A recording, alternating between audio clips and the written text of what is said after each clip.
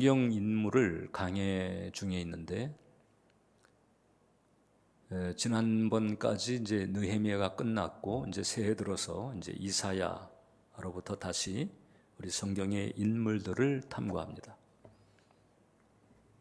성경의 인물들은 잘했으면 잘한 대로, 못했으면 못한 대로 우리에게 잘한 것은 좋은 교사가 되고 못한 것은 반면 교사가 돼서 그래서 이제 우리의 심령과 생활을 정비하게 하는 은혜가 있고 이제 그 은혜를 쫓아서 이제 하나님의 뜻 가운데 또 귀하게 쓰임 받는 축복의 길을 가게 하는 것입니다.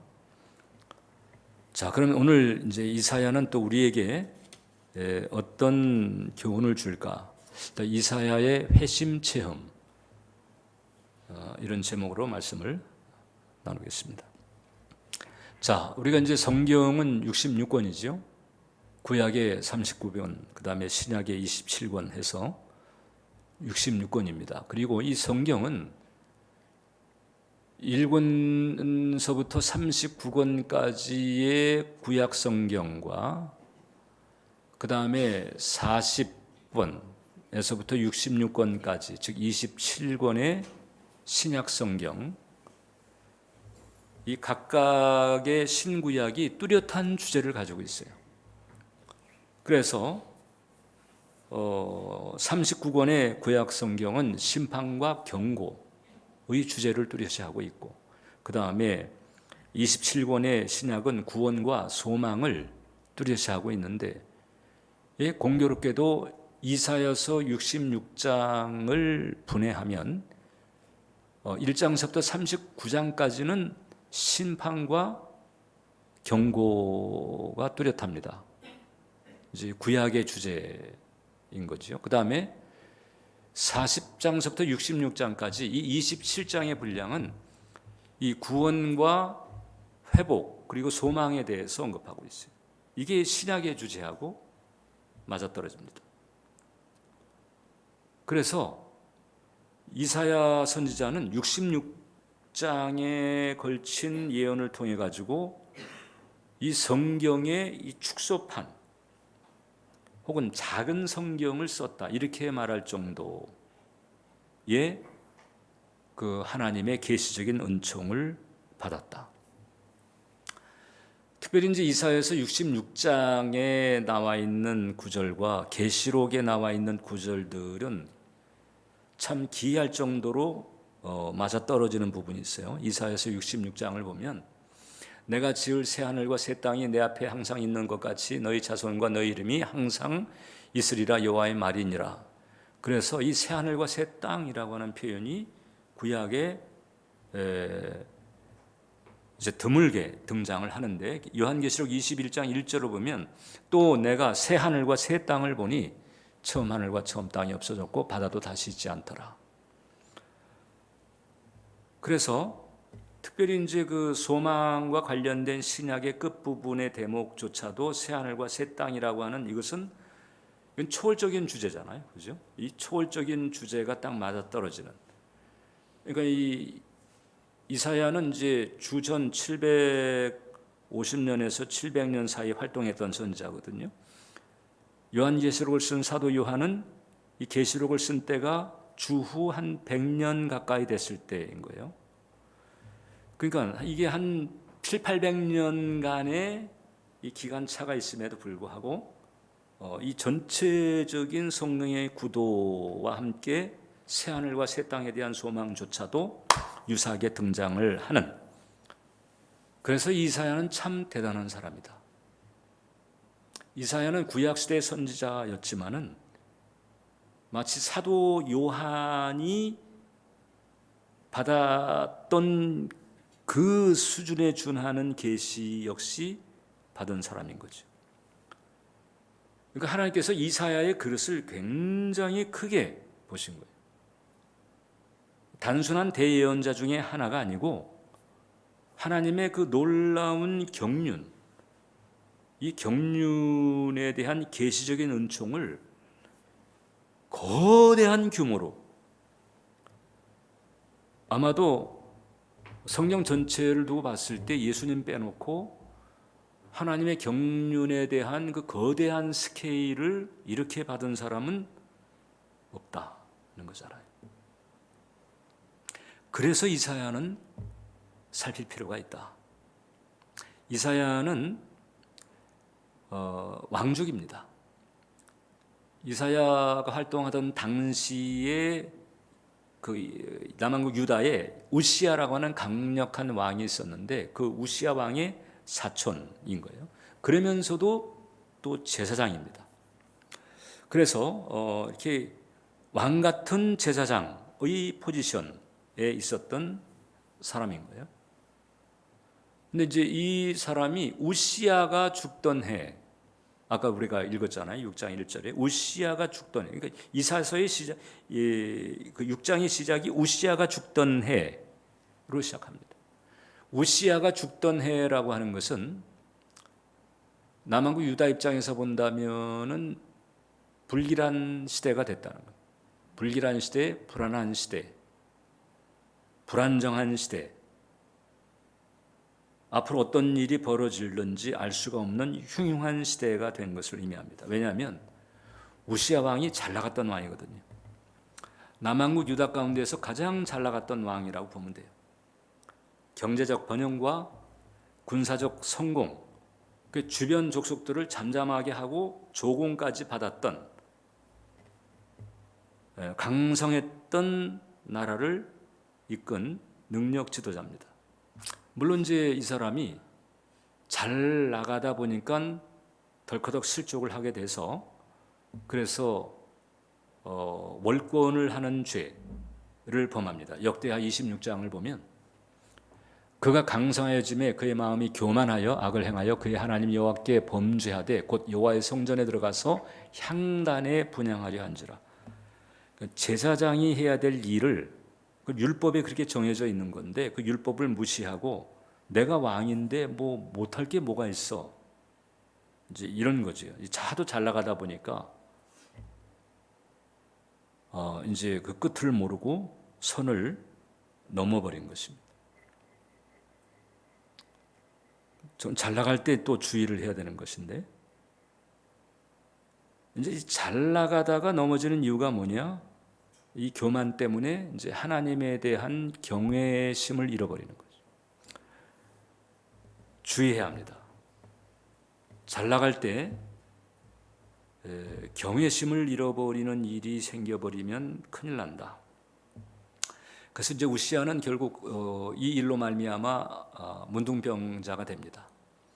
그리고 유폐가 되고 자기 아들이 이제 대신 왕위를 잇게 되는, 뭐 이제 일정 기간은 섭정을 하긴 했지만 이제 그런 상황이 돼버리고 말았어요. 자, 그러니까 그 우시야가 문둥병이 들어서, 그러니까 하나님의 저주를 받고 유폐가 됐다는 소식이 들리면서 민심은 흉흉해지죠. 주변 국가들은 이때다. 그리고 이제 반기를 쳐듭니다. 그러니까 이 강성했던 시대에 그 믿었던 삶의 기반이 그냥 이렇게 이리 흔들 저리 흔들, 이럴 때에 성전을 찾은 사람이 있었는데 바로 이사야입니다. 이사야가 이제 성전을 찾으면서, 그러니까 여러분 이런 때에 성전을 찾는다는 것, 그러니까 우시야를 보면서는 경외함이 사라지는 것을 주의해야 된다. 경외함이 사라지면 경거망동합니다. 그리고 경외함이 사라질 때에 덜커덕하니 치명적인 죄들을 짓게 되는 거예요. 그 경외함이 사라지면서 그런 치명적인 죄들을 짓게 되는 것은 이제 하나님께서 이제 단단히 손을 보시겠다, 이제 이런 것과 같습니다. 그러니까 경외함이 사라지는 것은 우리가 경계를 해야 됩니다. 그런데 이제 이사야가 성전을 찾았다. 어려운 때, 불길한 때, 불안한 때 성전을 찾았다. 잘한 거죠. 성전을 찾아야 됩니다. 이 성전을 찾으면서 이사야에게는 놀라운 전환이 일어나게 되는 거예요. 어떤 전환이 일어나느냐? 영안이 열리는 은혜가 있는. 성전을 찾았는데 갑자기 이제 사차원이 열린 거예요. 쉽게 영의 세계가 열린 거예요. 물질계로 가득한 환경 한가운데 있다가 갑자기 이 보이지 않던 영의 세계가 쫙 열리면서 보좌에 앉으신 하나님의 모습을 보게 됩니다. 그리고 그 하나님의 그 거룩한 옷자락이 성전 가득한 모습을 보게, 영광의 모습이죠. 그리고 그 보좌를 둘러싸고 이 스랍이라고 하는 천사들이 오르락 내리락 혹은 이렇게 둘러다니면서 6날개를 가졌는데 2날개는 얼굴을 가리고 그 다음에 2날개는 발을 가리고 이제 2날개로는 날면서 하나님을 향해서 거룩하다 거룩하다 거룩하다, 소위 삼성송이라고 하는데 이제 찬양을 드리는 거죠. 그래서 이 천사를 보게 되면 이런 이제 스랍이 있고 그 다음에 일종의 경호대 같은 그룹이라고 하는 천사가 있고 그 다음에 일반 천사. 이 스랍과 그룹은 하나님 지근거리에서 보좌하는 그런 특별한 천사들이라 이렇게 말할 수 있는 거죠. 이제 이 영광스러운 모습을 보게 되는데 이 하나님의 그 위엄과 영광이 쫙 열리자마자 바로 깨달은 게 있어요. 이사야가 뭘 깨달았는가 하니, 야, 이건 내가 죄인이구나, 이걸 깨달아. 이사야 6장 5절을 보니까 그때 내가 말하되 화로다 나여 망하게 되었도다. 나는 입술이 부정한 사람이요 나는 입술이 부정한 백성 중에 거주하면서 만군의 여호와이신 왕을 배웠음이로다. 그리고 그냥 퍽 엎어져 버린 거예요. 이제 난 끝났다. 화로다 나여 망하게 되었다. 그토록 갈망의 마음을 가지고 제사를 드리고 예배를 드리고 기도를 올리고 그 하나님의 뜻대로 행하고자 살기에 힘썼었는데 막상 이제 그 하나님의 임재가 열리면서 그 하나님의 영광을 직면하는 상황이 되었을 때 이사야는 나는 망했다. 그랬는데 거기 스랍이 핀 수술 단에서 가져오는 거예요. 핀 수술 단에서 가져와 가지고 입술이 부정한 자유라고 하는 탄식에 나왔잖아요. 왜 입술이 부정한 자라고 했을까? 예수님께서 복음서에서 보면 입에서 나오는 것이 사람을 더럽게 하는 것이라고 그랬습니다. 몸 뒤로 나가는 것, 용변이죠. 이것보다 더 더러운 게 사람 입에서 나오는 것이다, 이런 거잖아요. 입술이 부정하다라고 하는 것은 마음이 부정하다라고 하는 거죠. 삶이 부정하고 존재가 부정하다라고 하는 거예요. 이것을 자각하게 된 거예요. 그러면서 퍽 엎어졌을 때 그때 스랍이 핀 숯을 가져가지고 입술에 대면서 사죄를 선포하고 그 다음에 그에게 새로운 차원의 소명을 부과하게 되는 것입니다. 누가 나를 위하여 갈고 하나님의 음성이 들렸고 내가 여기에 있나이다, 이렇게 하면서 완전히 이제 이사야의 이 사명의 차원이 달라져 버려요. 그리고 이 66장, 이 성경의 66권의 구도와도 같은 이 엄청난 스케일의 하나님의 계시적인 은총을 이제 받아 담기 시작하는 이런 길을 걸어가야 되는 거죠. 자, 일단 화로다 나여 망하게 되었도다. 나는 입술이 부정한 사람이요. 이렇게 자기 자신의 어떠함에 대한 자각이 왔잖아요. 자신에 대한 자각입니다. 남에 대한 자각이 아니에요. 지금 이사야서 6장이잖아요. 5장까지도 예언 활동을 한 것으로 봐요. 선지자 활동을 한 것으로 보는데, 그러다가 우시야 왕이 죽은 때에 성전에서 누구 다른 사람이 아닌 내가 부정한 자라고 하는 이 처절한 죄에 대한 자각을 하게 되는 거예요. 이 죄에 대한 자각과 함께 이제 핀 숯이 입에 대어지는 이런 회심의 과정을 거치게 되는 거예요. 분명한 회심입니다. 근데 이 회심을 놓고 보통 우리가 회심이라고 할 때는 중생할 때 회심이 있잖아요. 그죠? 중생한 자의 회심이 있고 중생할 때의 회심이 있고 중생한 자의 회심이 있어요. 중생할 때의 회심인가 아니면 중생한 자의 회심인가.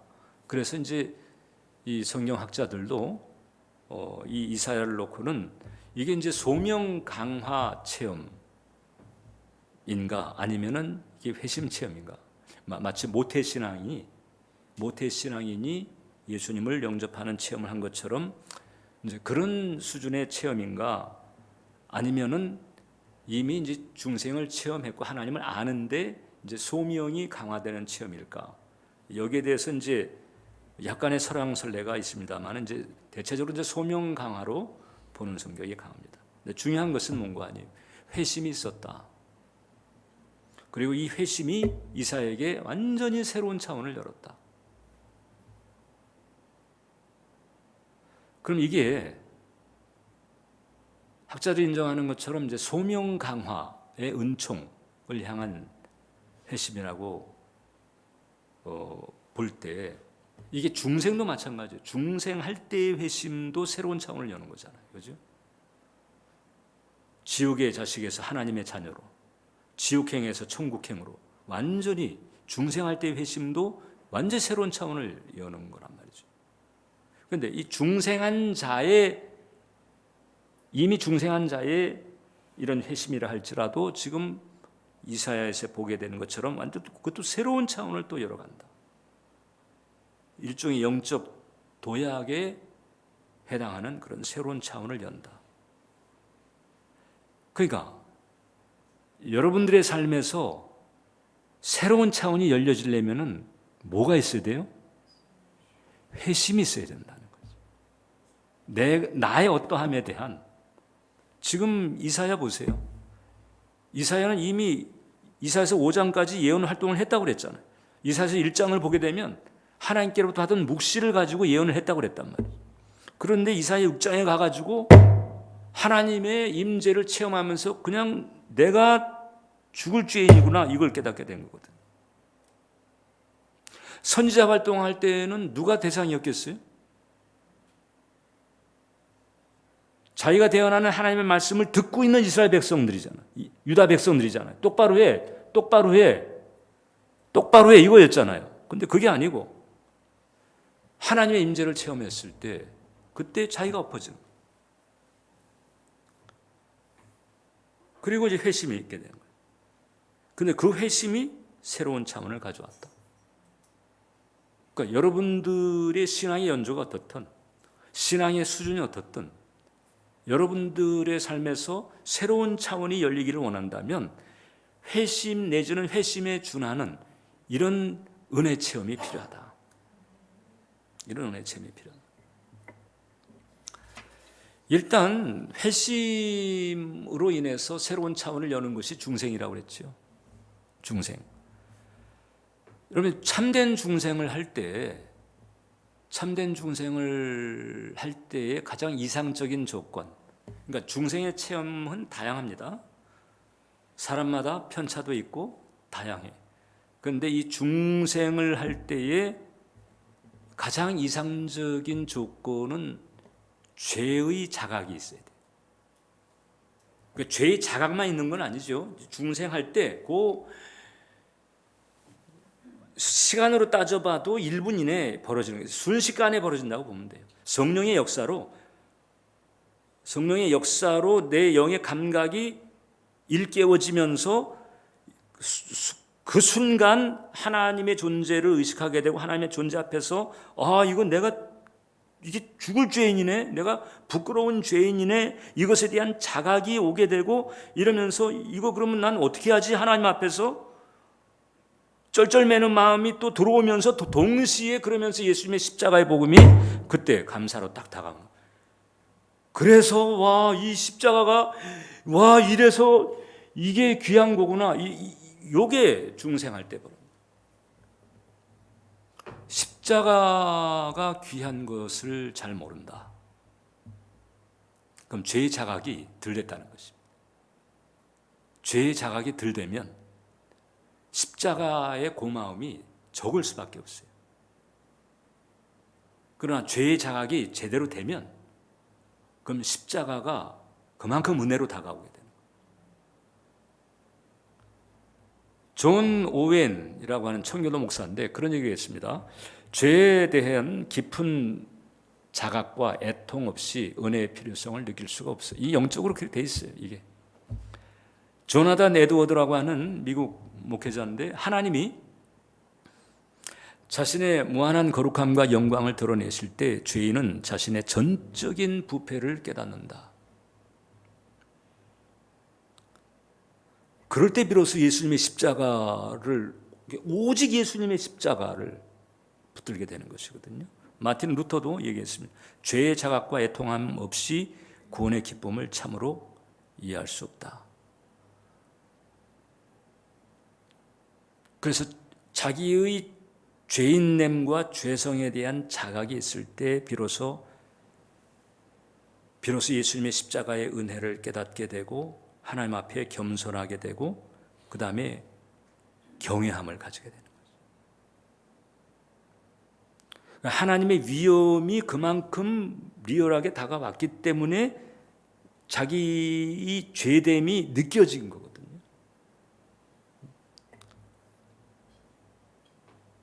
그래서 이제 이와 같은 과정을 통해서 회심을 딱 하게 되면 그 다음에 이제 삶이 달라지게 되는 거죠. 그 이전에 했던 것을 안 하게 되는 거죠. 그 이전에 봤던 것을 안 보게 되고.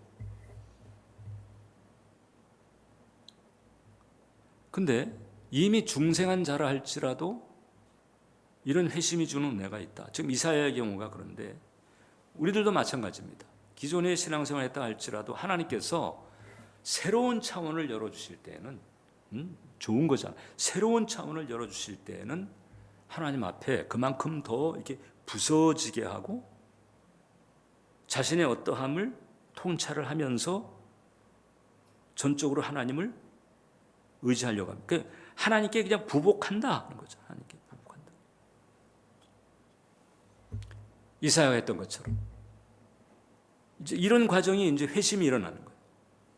그 회심이 일어나게 되면서 그 다음에 턱하니 이제 하나님께서 맡기는 거죠. 마틴 루터도 비슷했습니다. 마틴 루터도 이 죄에 대해 마틴 루터는 무슨 뭐 이런 하나님의 그 보좌 환상을 본다든지 이렇게 하지 않아도 그냥 스스로가 먼저 이 죄에 대한 이 자각 때문에 힘들었던 사람. 그 죄책감, 죄성, 이것에 대한 무게에 짓눌려 가지고 이제 이것을 어떻게 극복해 보려고 수도사가 되기도 하잖아요. 그래 가지고 이제 절제나 고행을 합니다. 막 그 에르푸르트의 그 수도원을 가면 그 마틴 루터가 이제 그 고행했던 방이 있거든요. 왜냐하면 이 채찍을 가지고 앉아서 우통을 벗고 딱 앉아서 채찍을 가지고 이걸 등을 때리는 거예요. 쫙쫙. 고통스럽게 할수록 이제 죄책에 대한 짐이, 마음의 짐이 덜어진다고 느껴지는 거죠. 그럼 하나님 앞에서는 헛짓인데, 헛수고하는 건데. 근데 쫙쫙 때리는. 금식하고. 수도사니까 뭐 당연히 금욕도 하고. 뭐 이런 길을 가지만은 이 죄책감, 이것이 이제 사라지지 않았단 말이죠. 그래가지고 이제 그러다 보니까 하나님이 두렵죠. 내가 죄인이니까. 이 사라지지 않는 이 죄성과 죄책감 때문에 하나님은 틀림없이 나를 벌을 내릴 것이다. 하나님의 진노에 대한 두려움이 있었단 말이에요. 하나님의 진노에 대한 두려움. 그러다가 이분이 이제 성경을 파고드는 거예요. 성경을 파고들다가 로마서 1장 17절에서 해답을 얻어요. 복음에는 하나님의 의가 나타나서 믿음으로 믿음에 이르게 하나니 기록된 바 오직 의는 믿음으로 말미암아 살리라. 내가 죄인이지만 내 죄와 죄짐을 대신 걸머쥐고 십자가에서 달리신 그 예수님을 내가 믿음으로 받아들이고 그 예수님의 십자가의 대속의 은혜를 내가 믿음으로 붙들 때 그 믿음으로 말미암아 내가 그 믿음 때문에 하나님께 의인으로 간주가 되고 죄사함 받게 되고 하나님의 자녀가 되게 되고 이 진리를 깨닫게 되면서 이 진리를 깨닫는 순간 천국문이 열리는 것 같았다 이렇게 얘기하거든요. 천국문이 열리는 것 같았다. 그리고 그 다음에는 이제 이분은 어떻게 됐어요? 세상을 막 들었다 놨다 했잖아요. 그냥 이 믿음 하나 가지고 딱 자기 혼자서부터 그냥 로마 가톨릭에 대항하면서 그냥 들었다 놨다 그리고 세상을 변화시킨 거잖아요. 혼자서 뭐 누가 다른 사람이 뭐 도와주지 않는다고 다른 사람들이 뭐 협력해 주지 않는다고 뭐 이렇게 한 거 없어요. 그냥 자기 혼자 이 믿음으로 충만해 가지고 나서서 그냥 세상을 뒤집어 엎어버린 거죠. 엄청난 파워가 믿음으로만 그냥 이 한 구절 깨달은 데서 오는 이 믿음 하나 가지고 그냥 혼자서 호롤단신 세상을 대적하고 세상을 뒤집어 버린 거죠. 엄청난 능력이 주어졌어요. 어떻게 했을 때? 회심이 주어졌어요. 말씀의 빛 가운데서 회심이 임했습니다. 죄에 대한 자각 때문에 힘들어하다가 말씀의 빛 가운데서 회심이 일어나면서 그때 이제 제대로 믿게 되는 거잖아요. 그리고서는 종교개혁자가 되는 것입니다. 그러니까 이게 이제 우리에게 새로운 차원을 열어주는 어마어마한 이런 도약을 포함한 이런 새로운 차원을 열어주는 하나님의 은혜가 주로 언제 떨어지느냐? 회심할 때. 이게 중생할 때든 중생한 이후의 회심이든 이 소위 죄의 자각과 복음에 대한 깨달음이 분명해질 때. 근데 복음에 대한 깨달음이 언제 분명해지느냐? 죄에 대한 자각이 깊을수록. 그렇다고 이걸 여러분들이 오해하면 안 됩니다. 보통 영성을 하다 보게 되면 이제 자기 자신을 다룰 때 변화가 잘 안 되고 문제는 많고 하다 보니까 그냥 나의 죄, 나의 연약함 여기에 매여가지고 자신감 떨어지고 회심 이전에 루터처럼 막 우울증에 걸리고 루터가 우울증이 심했었거든. 그렇게 가라는 게 아니잖아요. 복음을 바라보라는 거죠. 그 죄에 대한 자각이 깊을수록 갈망의 마음을 가지고 이 복음을 붙들 때 이 복음이 능력이 되는 것이거든요.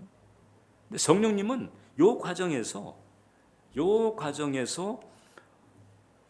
죄에 대한 자각과 그 다음에 이 복음에 대한 깨달음이 절묘하게 시너지를 일으킬 수 있도록 하신다.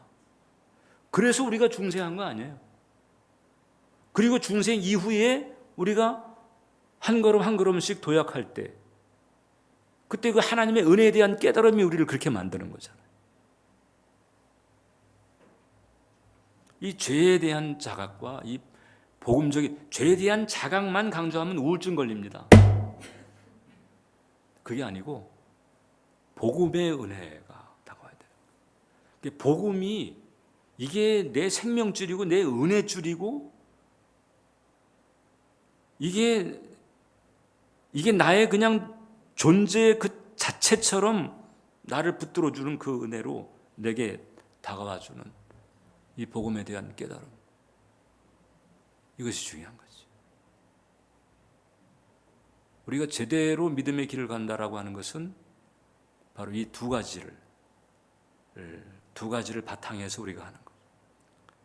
그러면서 우리가 소명에 구원받는 것도 마찬가지고 데스티니를 이루어가는 것도 마찬가지다.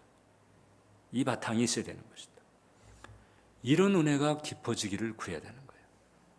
여러분들 중생을 안 했다면 중생의 은혜를 구하는데 거기에 죄의 자각이라고 하는 전제가 작용하는 것이고, 여러분들이 중생하면서 기왕의 기신자로 가고 있다고 한다면 이제 이사야처럼 자신의 어떠함을 하나님의 임재 가운데서 확연히 깨닫는 이 은혜가 있어야 된다.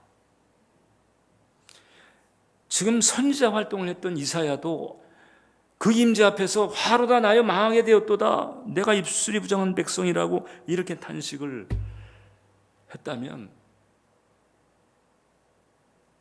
우리는 어떻게 되겠어요?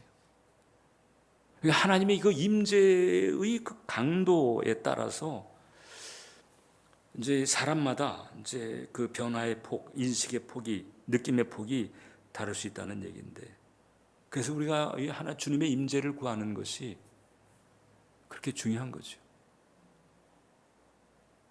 내가 주님의 임재를 체험하면서 그 안에서 그냥 달콤한 어떤 위로 가운데 그냥 내 영혼이 잠기우는 이런 축복도 있어요, 물론. 그런데 가장 중요한 임재가 주는 축복은 나 자신의 어떠함을 깨달으면서 전적으로 하나님 앞에 부복하는 이 은혜. 이런 사람에게 하나님께서는 턱하니 맡겨주신다. 기도하겠습니다. 자비로우신 하나님 우리 아버지, 오늘 우리에게 임재의 은총을 내려주시옵소서. 이사야가 하나님의 보좌 환상을 보았던 것처럼 우리에게도 영안이 열리는 은혜 베풀어 주시기를 원합니다.